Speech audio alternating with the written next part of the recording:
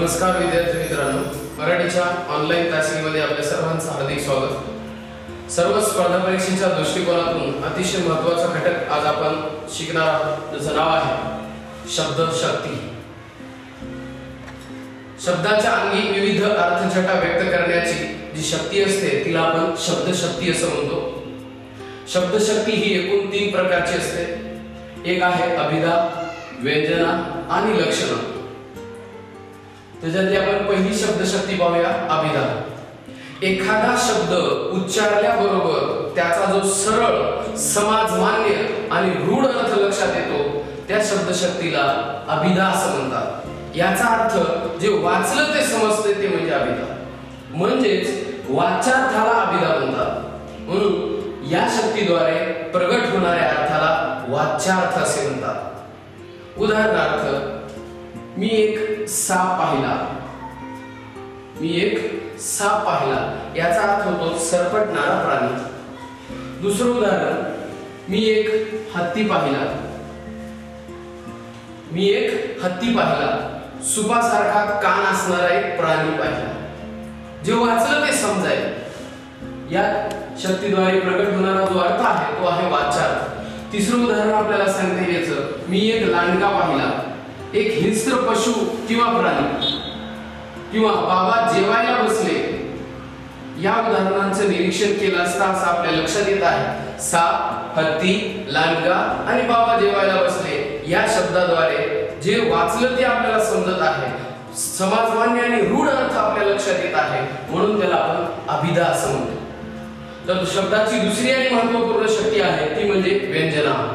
मूळ अर्थाला बाधा न आणता दुसरा अर्थ व्यक्त करण्याची जी शब्दाची शक्ती असते तिला व्यंजना असे म्हणतात। आपल्या भाषेमध्ये सांगायचं झालं तर दुसऱ्याला नावे ठेवणे हे व्यंजना शक्तीचं वैशिष्ट्य आहे। म्हणूनच कवी आपलं काव्य अधिक प्रभावी करण्यासाठी व्यंजना शक्तीचा वापर करतात। हा प्रश्न परीक्षेला येऊन गेलेला आहे की काव्य अधिक प्रभावी करण्यासाठी कवी कोणत्या शक्तीचा वापर करतात, त्याचं उत्तर आहे व्यंजना शक्तीचा वापर करतात।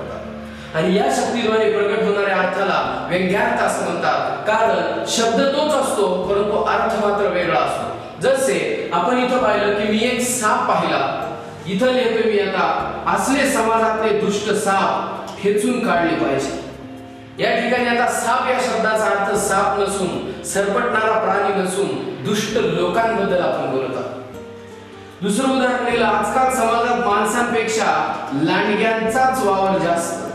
आजकाल समाजात माणसांपेक्षा लांडग्यांचाच वावर जास्त। याचा अर्थ लांडग्या प्रवृत्तीची जी काही माणसं आहेत ती जास्त आहेत। म्हणून लांडगा या शब्दाचा अर्थ इथं हिंस्त्र पशु किंवा प्राणी नाही, दुसरा आहे, शब्द तोच पण अर्थ वेगळा, ती शक्ती म्हणजे व्यंजना। तिसरं उदाहरण आपल्याला याच्यामध्ये सांगता येईल, निवडणुका जवळ आल्या की कावळ्यांची कावकाव सुरू होते। याचा अर्थ खरोखरच कावळ्यांची कावकाव सुरू होते का, तर नाही, कावळ्यांची कावकाव हा शब्द दुसरा अर्थ व्यक्त करतो, त्याला आपण व्यंजना असं म्हणतो। चौथं उदाहरण आपल्याला सांगता येईल, गोरगरिबांचे रक्त शोषणाऱ्या असल्या जळवा वेचून काढल्या पाहिजे।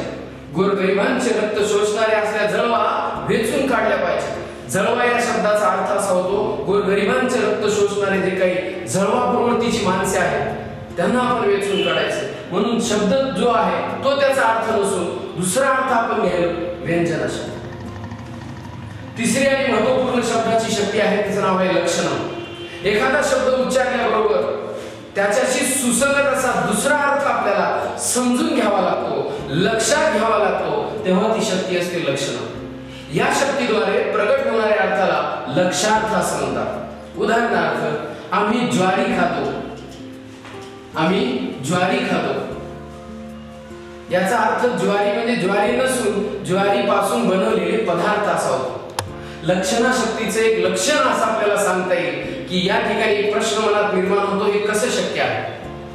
उदाहरणार्थ, आपण बोलताना म्हणतो चला पानावर बसा, कसं शक्य आहे?